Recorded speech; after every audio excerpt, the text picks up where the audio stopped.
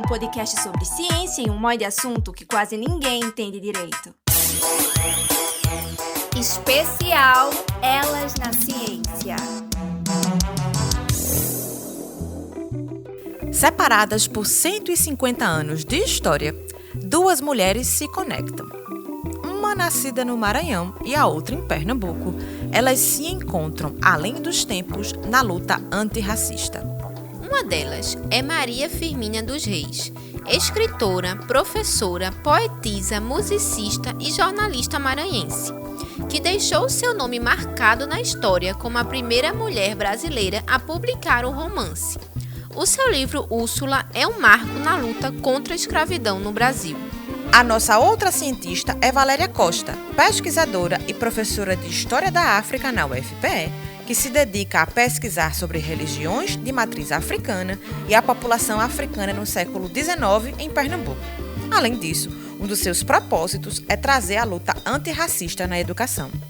Essas duas mulheres que mudaram e mudam as nossas realidades são as estrelas deste episódio do especial Elas na Ciência, aqui do Desteoriza. Eu sou Marília Félix, sou estudante de jornalismo e estagiária aqui na Diretoria de Comunicação da UFPE. Eu sou uma mulher branca, de estatura mediana, com cabelos curtos e castanhos e uso óculos. E eu sou Laís Ferreira, jornalista, pesquisadora, também trabalho na UFPE. Sou uma mulher de pele clara, tenho cabelo cacheado castanho, aqui na altura da base do pescoço e também uso óculos. Agora, vamos conhecer essas histórias revolucionárias. Maria Firmina dos Reis foi uma daquelas mulheres que nasceram para transformar a realidade. Ela veio ao mundo em 11 de outubro de 1825, na cidade de São Luís, no Maranhão. É filha de Leonor Filipa dos Reis, uma mulher que foi escravizada e conquistou a alforria, e de João Pedro Esteves, um homem de posses que fazia tráfico de escravizados. Na infância e adolescência, Firmina cresceu numa casa feminina, com a companhia da mãe, da irmã, da avó e da prima.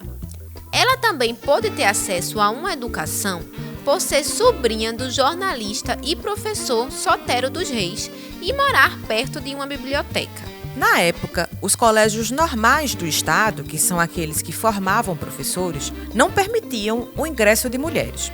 Então, sem poder ir à escola, Maria Firmina se tornou autodidata, inclusive com a habilidade de ler em outras línguas. E foi justamente com essa dedicação que ela passou num concurso público para professora primária na cidade de Guimarães, também no Maranhão, aos 22 anos. Ao se mudar para Guimarães, Firmina transformou uma sala da casa em que morava em escola. Documentos da época contam que as suas turmas iniciais tinham cerca de 11 alunos.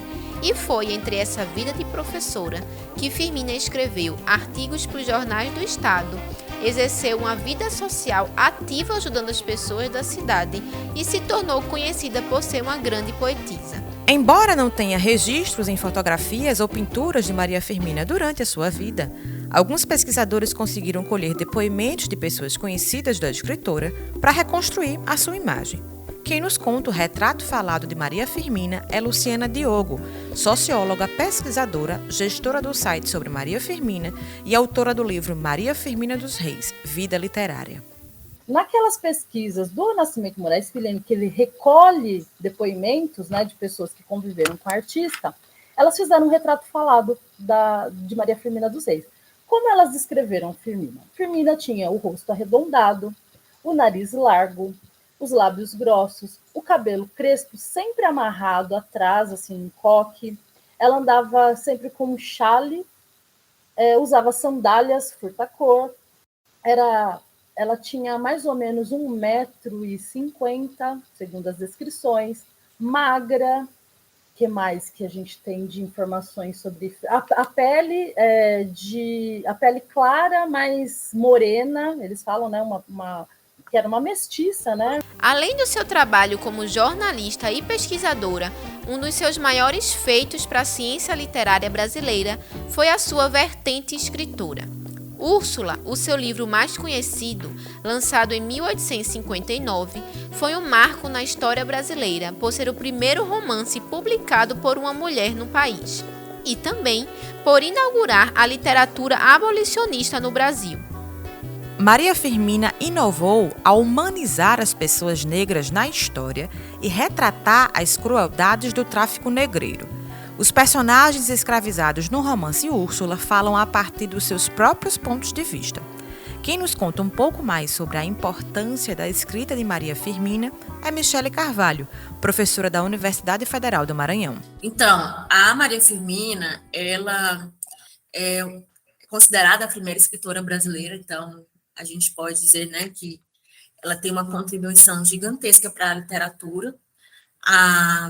O romance mais conhecido dela, né, ela tem outros, mas o mais conhecido se chama Úrsula, né, e o mais interessante da Maria Firmina é que ela, dentro de uma sociedade escravocrata, ela ousa, e sendo ela negra, ela ousa escrever um romance e ela ousa confrontar de forma irônica, né, os escritores e a intelectualidade da época.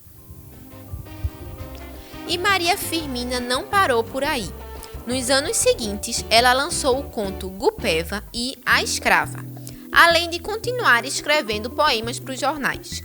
Com essa presença constante, ela se tornava cada vez mais reconhecida nas cenas culturais maranhenses.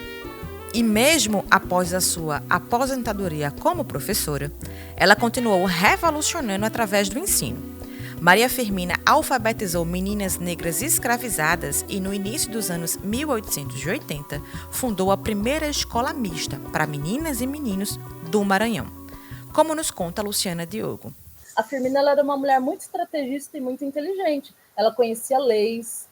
Para ela fundar a escola mista, que foi a primeira do Maranhão que juntava meninos e meninas na mesma sala, ela só conseguiu fazer isso porque tinha uma brecha na lei que ela conhecia. Então, assim, ela sempre foi uma mulher muito, muito inteligente, muito sagaz nessas questões e muito autônoma para tomar suas decisões, né? Se distanciando, por exemplo, das opiniões da própria família, das opiniões das mulheres da sua época. Então, ela se destaca por ter essa minúcia, essa sagacidade e essa inteligência dela, né? Para produzir suas obras e conseguir também ter uma atuação prática na sociedade, né? A Firmina, ela alfabetizou meninas negras escravizadas, né? Ela era uma mulher incrível. E essa mulher incrível ganhou, ainda em vida, reconhecimento regional como excelentíssima professora, poetisa, jornalista e também compositora de músicas. Ela conquistou tanta popularidade que, quando já estava doente e sem condições de sair de casa, recebeu a visita do governador do Maranhão na sua residência. Maria Firmina dos Reis viveu até os 92 anos, mas infelizmente sem muitas condições financeiras e com problemas avançados na visão. O seu legado passou por um longo processo de apagamento, até começar a ser restaurado na década de 1970 pelo biógrafo Nascimento de Moraes Filho.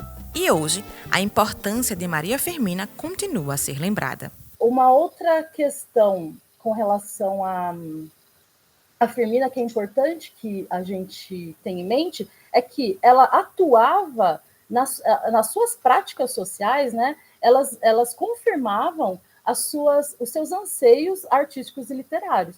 Firmina alfabetizou mulheres escravizadas, meninas no caso, né? Crianças escravizadas negras em sua casa. Ela alforriou, na medida que ela pôde, escravizados que faziam parte do seu convívio familiar, né? Então, ela atuou na prática e atuou também de uma forma na cultura brasileira. Na imprensa brasileira, a imprensa maranhense, ela atuou por mais de 40 anos, modificando linhas editoriais, né, que traziam um olhar mais pedagógico com relação ao comportamento das mulheres. A Firmina ela leva uma certa autonomia no olhar das mulheres para si mesmas a partir dos seus textos e sua atuação na imprensa do século XIX. Então, a Maria Firmina dos Reis foi uma artista, foi uma prosadora, uma poetisa, musicista, uma professora, uma intelectual muito importante para sua época, reconhecida por seus pares, por seus contemporâneos, e só foi apagada após a sua morte. E se engana quem pensa que os seus feitos não têm a ver com a ciência, viu? A maneira como Firmina auxiliava as pessoas negras e as retratava em suas obras abriram caminho para que a história e a pesquisa também olhassem pessoas negras como gente. E essa figura de Maria Firmina é tão atemporal que contagia e incentiva tantas outras pesquisadoras. Michele, por exemplo, homenageou Firmina com o nome de seu núcleo de pesquisa. Núcleo Interdisciplinar de Estudo, Pesquisa e Extensão em Comunicação, Gênero e Feminismos, Maria Firmina dos Reis. A Maria Firmina, a gente fala, né, que ela fez uma transformação na vida da gente. E o nosso núcleo é um núcleo também baseado também na pesquisa, né? E a gente fala, mas é um núcleo de pesquisa e afetos, né? E isso também de ser um nome de Maria Firmina, dessa mulher gigantesca, maravilhosa que ela também faz isso. E as pessoas falam, né, que a gente é um grupo diferenciado, que ficam impressionados com a união que a gente tem, né? Especialmente eu, professora Leila e professora Luciana. A gente trabalha em parceria, né? A professora Leila é a vice-coordenadora, a professora Luciana não tem um cargo assim, mas a gente trabalha numa coordenação mais colegiada, vamos dizer assim. Eu acho que a inspiração de Maria Firmina nos leva para frente, né? A importância de Maria Firmina é tão grande que o Google decidiu homenageá-la com o nome do novo cabo submarino para garantir acesso rápido a serviços online. Ele vai interligar os Estados Unidos ao Brasil, estendendo até o Uruguai e a Argentina. O cabo Firmina entrará em funcionamento agora em 2023 e, segundo o Google, a homenagem aconteceu por Maria Firmina ser uma pessoa essencial para o avanço da compreensão entre os seres humanos e da justiça social. Conhecer Maria Firmina dos Reis é entender a potência que há nas lutas das mulheres brasileiras. É saber que a sua figura é um espelho de tantas realidades pelo país. É entender que a opressão do povo negro não acabou. A trajetória de Maria Firmina é, acima de tudo, o motor em busca de uma sociedade melhor. Maria Firmina dos Reis, ela foi essencialmente uma pensadora do Brasil, uma intérprete do nosso país. Maria Firmina dos Reis, a partir das questões que estavam colocadas, as questões cruciais que estavam colocadas na sua época, como, por exemplo, a condição das mulheres, a escravização das pessoas negras, a condição dos indígenas e o lugar dos indígenas na história do Brasil, foram questões que fizeram com que Maria Firmina dos Reis levantasse o seu posicionamento de uma forma artística. Para pensar sobre essas questões, a Maria Firmina dos Reis utiliza a sua criatividade literária. A luta antirracista de Maria Firmina abriu caminho para trajetórias de outras mulheres negras. Uma delas é Valéria Costa, professora da UFPE e historiadora que se dedica a pesquisar mais sobre o passado do seu próprio povo e a reescrever a história contada apenas pelos colonizadores brancos. Vamos conhecer? Bom, eu sou uma mulher negra, de estatura baixinha, tenho 1,53 m de altura, cabelos curtos, de fibra mista, já estão grisalhos pelo tempo. Eu uso óculos de grau, meus olhos são levemente puxados, bem pretinhos, da cor do azevite africano. Meu nariz e minha boca são pequenos e finos. Eu não sou uma pessoa magra, dentro dos padrões ocidentais, mas também não sou gordinha. Muito antes de se tornar historiadora, os caminhos de Valéria já tinham sido traçados a partir das suas próprias vivências. O pai foi funcionário da UFPE, no cargo de administrador de edifício do Centro de Educação, e já era parte da rotina ter a filha como companhia do trabalho. Assim, Valéria colecionou lembranças de infância na mesma universidade onde ela viria se tornar pesquisadora. Já o interesse de Valéria pelas questões raciais e o desejo de reescrever a história começou aos 13 anos, quando ela ingressou no Centro de Cultura Negra Malcolm X, que era próximo ao Movimento Negro Unificado Paulista. A partir das experiências no grupo, ela pôde ter a formação nas questões étnico-raciais. Foi com essa formação em mente e já com uma afinidade pela área de história desde a época de escola, que Valéria prestou o vestibular. E um detalhe, ela já queria a UFPE independente do curso. Eu tinha uma questão comigo, muito mais do que escolher o curso, eu queria a universidade. Para mim era mais importante escolher a universidade do que o curso em si. E para mim o maior alvo era a UFPE, por causa da minha memória de família. Foi o espaço que meu pai trabalhou por mais de 40 anos. E aí eu coloquei direito na Católica, fiquei no remanejamento, mas quando veio que eu fui aprovada em História na UFPE, eu não tinha mais como voltar atrás. Né? Então, eu juntou essa memória da infância, essa memória familiar, do espaço de trabalho do meu pai, como um espaço promissor, também para o meu trabalho, e também essa outra memória afetiva dos meus anos escolares, que era uma boa relação com a história.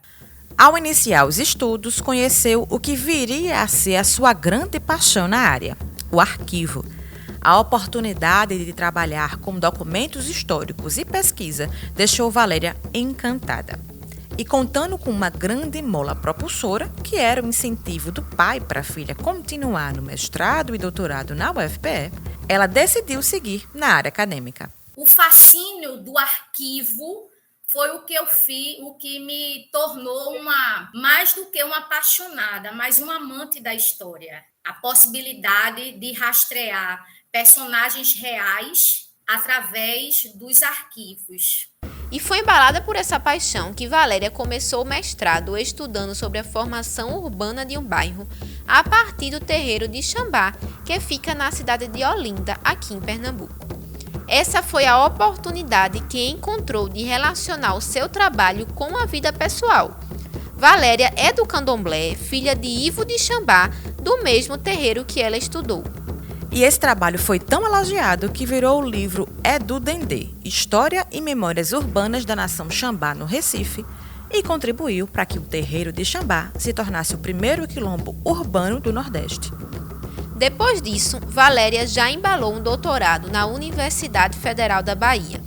Na época, ela começou a pesquisar sobre a historiografia oitocentista, envolvendo as temáticas da escravidão no século XIX. O seu estudo procurava entender como os africanos que vieram para Pernambuco depois da diáspora conseguiram meios de conquistar a alforria e reconstruir as suas vidas. Com essa pesquisa, Valéria pretendia mostrar que o negro não é sinônimo de escravo e que a escravidão não é um lugar de origem. Por isso, sentia a necessidade de retratar a história de africanos que conseguiram reconstruir as suas vidas. E essa tese de doutorado foi tão importante para a ciência que virou o livro Hominira, Mulheres e Homens Libertos da Costa da África no Recife. Hoje, ela continua pesquisando a história do século XIX, definindo a si mesma como historiadora social do período da escravidão e exercendo seu papel como cientista. Nosso papel enquanto cientista é trazer uma leitura inovadora da sociedade, e muito mais do que uma leitura inovadora da sociedade, é uma leitura que torne essa sociedade mais saudável, que quebre as hierarquias, que combata racismo, que combata transfobia, que combata preconceitos de gênero, raça, classe social. Eu acho que esse é o nosso papel enquanto cientistas da área das humanas. Após a conclusão do doutorado, Valéria foi professora do Instituto Federal de Educação, Ciência e Tecnologia do Sertão Pernambucano por 8 anos. Durante a sua passagem pela instituição, elaborou um projeto de experiência pedagógica que procurava reescrever a história do Brasil a partir do olhar e das experiências das mulheres negras. Com esse projeto, ela ganhou em 2021 o Prêmio Naide Teodósio de Estudos de Gênero, promovido pela Secretaria da Mulher do Estado de Pernambuco. A premiação procura destacar aqui no estado os estudos sobre gênero e suas interfaces. Já em 2022, depois de ser aprovada no concurso, ela se tornou professora do Departamento de História da UFPE e ensina sobre História da África numa das suas disciplinas. A presença de Valéria como professora da universidade é simbólica porque ela quebra as barreiras impostas pelo racismo. A sua própria aula faz parte da luta antirracista. Eu acho que quando uma estudante ou estudante olha para mim, sobretudo quando é um negro e uma negra, ele diz assim, olha, é possível chegar até aí. Quando o semestre começou, o semestre começou 28 de novembro de 2022, o ano passado, aí chegou uma estudante para mim, quando terminou a aula de África, ela disse assim, professora, eu queria fazer um comentário. E foi uma aluna branca. E aí ela chegou para mim e disse assim, professora, eu estou abismada e ao mesmo tempo maravilhada. Aí eu disse, por quê? Ela disse, eu esperava que a disciplina de História da África fosse ministrada por um homem branco e talvez daqui de fora do Nordeste. Quando eu vi que se tratava de uma mulher negra, eu fui a êxtase, né? Veja que é uma aluna branca. Então, assim, como para ela é importante que eu estivesse lá nesse momento. Então, isso é uma luta antirracista, né? A referência e como a gente se coloca em algumas pautas. Uma mulher negra e nordestina ensinando História da África na universidade é o espelho para as suas alunas se sentirem representadas. É a ciência que ela produz e a sua própria existência que reescrevem a história do mundo. Valéria Costa, e aí eu acho que sem muitos florismo, sem muitas romantismo, eu diria que assim, eu sou uma cientista da área das humanas, eu sempre me defino até em sala de aula como uma historiadora social da área da escravidão thompsoniana. Aí Thompson é um teórico que sempre fala muito da experiência, da ideia da experiência. Então, eu me defino como uma historiadora que a força da minha escrita, ela tenta trazer essa experiência dessas mulheres e desses homens africanos que deram o salto, né, o salto de 360 graus no tráfico e na escravidão e recuperaram, reconstruíram as suas vidas.